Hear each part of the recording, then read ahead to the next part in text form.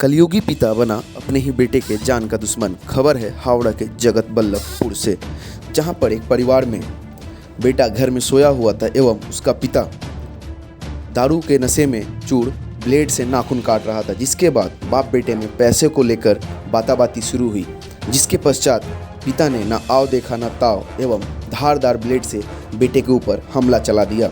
गला से लेके छाती पर, फेस पर हर जगह कटने का निशान है एवं उसके बाद घर में लहूलुहान अवस्था में पड़ा रहा बेटा। जिसके बाद बेटे ने चिल्लाना शुरू कर दिया, जिसके तहत इलाका वासियों ने आकर उसे निजी अस्पताल में भर्ती करवाया, जहां पर डॉक्टरों के द्वारा उसे 50 से 55 टाके पड़े और ब्लेड मारने के बाद उसका पिता फरार होने के चक्कर में था। तभी इलाका वासियों ने उसे पकड़कर पैर में बांधा एवं जगत बल्लभपुर थाना को फ़ोन किया गया। जिसके बाद थाना आकर उस युवक के पिता को थाना लेके जाती है, पूछताछ करती है। जिसके बाद ये पता चलता है कि पैसे को लेकर आपसी विवाद हुआ था, जिसके बाद पिता ने ब्लेड से बेटे पे धारदार हथियार किया।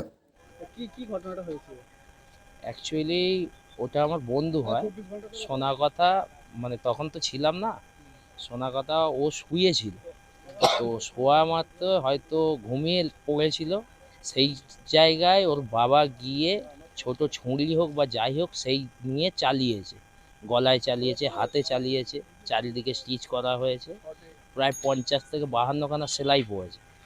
কেন হঠাৎ করে এরকম করলো কেন? জানি না, ওদের পারিবারিক ব্যাপার তো, এবার বাবা ছেলের সঙ্গে কি হয়েছে সেটা তো জানি না। তারপরে সব ড্রিঙ্ক হ্যাঁ। করেছিল। এবার ড্রিঙ্ক করেছিল, সেই পরিপ্রেক্ষিতেই হয়তো জিনিসটা হয়েছে। কি দিয়ে আঘাত করেছিল?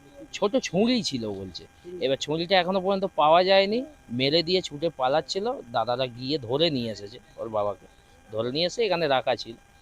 এবার তারপর তো বন্ধুকে নিয়ে কাশিমাইতির কাছে গিয়েছিলাম, ওখানে গিয়ে কাজ করিয়ে এই বাড়িতে নিয়ে এরকম এসেছি। প্রায়শই কি করে নাকি? প্রায়শই না, মাঝে মধ্যে এমনি টুকিটাকি ঝামেলা সমস্যা হতে পারে। এবারে একেবারে এবারে এইটা বাড়াবাড়ি হয়ে গিয়েছে। খুনের চেষ্টা। হ্যাঁ, খুনের চেষ্টা। কি বলবেন, এরকম একটা ঘটনা বাবার কি শাস্তি দাবি করবেন?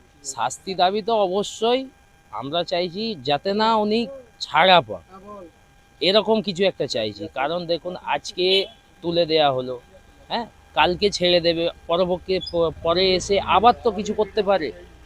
আমরা এটাই চাইছি, যাতে না। আপনারা লিখিত অভিযোগ করবেন? হ্যাঁ, লিখিত অভিযোগ তো অবশ্যই করব। নাতির কান ফাটিয়ে দিয়েছিল একবার। অবশ্যই। সৌমেন মা। আমরা কাজ করছিলাম, পাশেই আমাদের বাড়ি। তো কাজ করতে করতে আমার কারিগরটা বাথরুম লেগেছিলো, বাথরুম করতে এসে দেখছে যে ওখানে মারামারি হচ্ছে। তো তখন আমাকে আওয়াজ দেয়, আমি যখন কারখানা থেকে ছুটে আসি আর এসে দেখি এরকম রক্তপাত বইছে। ঠিক আছে, তো এটা হচ্ছে আমাদের পাড়ার একটা ভাই হয়, ওর নাম হচ্ছে রাজেশ সামন্ত। এসে দেখলাম যে ওকে ওর বাবা এইভাবে চারিদিকে সুয়েলের দিয়ে কেটেছে। তো জানাতক দেখা মাত্রই ওনাকে ভাইকে নিয়ে রক্তগুলো ড্রেসিং মানে পরিষ্কার করে দিয়ে ডাক্তারখানায় নিয়ে যাওয়ার চেষ্টা করি।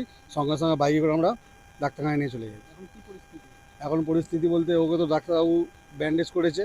55খানা, সব থেকে বড়ো স্ট্যাগল হচ্ছে 55টা স্টিচ হয়েছে। ওইটুকু শরীরের মধ্যে 55টা স্টিচ হয়েছে, তাহলে ভাবুন কতটা বড়। ঠোঁটে করেছে, ঠোঁট থেকে মুখ অবধি, হাতের এখানে করেছে, গলায় করেছে, এখানে আছে, ঠিক আছে, পিঠে আছে। কেন বলতে তো বাবার ছেলের মধ্যে কী ঝামেলা হয়েছে ওরাই জানে, ওটা তো আমরা প্রকাশ পাচ্ছি না। প্রকাশ হয়তো পাবো, আজ না কাল হয়তো পাবো, কিন্তু এই মুহূর্তে আমরা তো বলতে পারছি না যে কী জন্য ঝামেলাটা হয়েছে। তো ঝামেলা হয়েছে ওটুকু দেখলাম, যে সঙ্গে সঙ্গে ওনাকে কাশিমাইদির কাছে নিয়ে গেলাম, ওখানে ড্রেসিং ফ্রেসিং করিয়ে স্টিচ হয়ে 55টা করে বাড়ি নিয়ে চলে এসেছি। তারপর আমাদের এখানে, হ্যাঁ, মদ্যপান করেছিল। পাই বলতে না, মাঝে মধ্যে আগে হতো, তো অনেকদিন বন্ধই ছিল, আবার আজকে হয়েছে হঠাৎ করে এটা। যখন এলাম ছেলেটার তো চারিদিকে রক্তপাত, মানে সারা শরীর দিয়েই রক্ত ঝরছে, মাথা থেকে আরম্ভ করে একটু হাত। ও তো শুয়েছিল, এবার ওই অবস্থায় এসে বাবা ওরকম করতে হবে। একবার যেগুলো এতে আঁচড় কাটলে অটোমেটিক ঘুম তো ভেঙে যাবেই।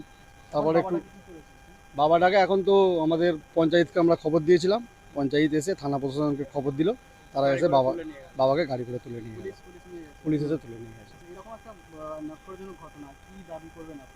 দাবি বলতে আমরা চাই ওর বাবা যেমন কোনোদিন জেল হোক, আর দ্বিতীয়ত শাস্তি যেন কোড়া থেকে কোড়াতে হোক, যাতে আবার না দ্বিতীয়বার ওই ছেলে, ও ছেলে আছে, ওর দাদার ছেলে আছে, ভাইপো আছে, সেও ছোট, রীতিমতো একদম খুনের চেষ্টা না, এটা পুরোপুরি খুনই, মানে যে কোনো প্রকারে ঠাকুরের আশীর্বাদে বেঁচে গেছে, তাই অ্যাকচুয়ালি চালিয়েছিল প্রথম এখানে নালিতে, ও মুখটা সরিয়ে নিতে যাক এখান দিয়ে বেরিয়েছে, তাহলে আজকে ওই ডেট হয়ে যেত। আর পাড়ার মহিলাদের টিটকারি মারে তো। আপনার নাম? আমার নাম বিভাস মেটে।